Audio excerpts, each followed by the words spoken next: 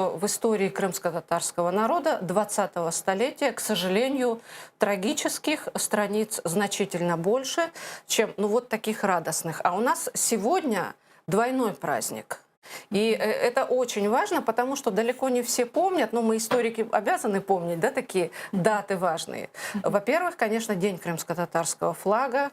10 лет мы уже отмечаем этот праздник. И день начала крымско-татарского, нашего очень важного события, но я думаю, что не только крымско-татарского, но и события для всего Крыма. И я думаю, что, наверное, и для Украины это, конечно, начало второго Курултая крымско-татарского народа, который ознаменовал победу национального движения, где спустя 74 года народ, который уничтожали, подвергали планомерному уничтожению, то есть геноциду, действительно восстал подобно фениксу из пепла. И это, я не преувеличиваю, это абсолютно так.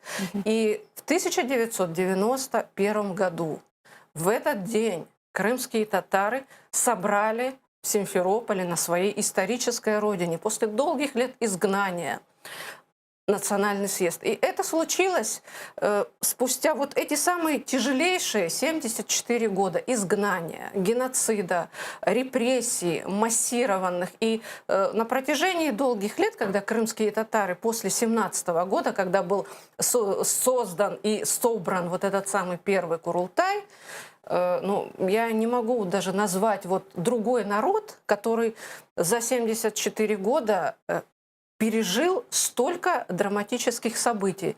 Мы, крымские татары, иногда, крымские татары, наверное, знают, конечно, эти страницы, но украинцы наверняка не представляют в полном объеме, насколько эти 74 года были наполнены событиями. То есть этот путь между первым Курултаем 1917 года и вторым Курултаем 1991 года, тут пролег такой путь с такими масштабнейшими потрясениями.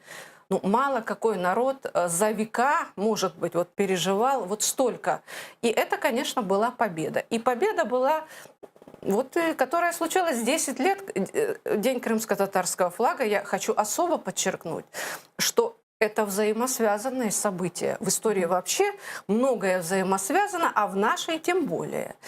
И положение, флаг – это символ государственности. И это еще то важное понятие, которое мы, крымские татары, не только должны всегда помнить. Мы государство, образующий народ. Мы политическая нация.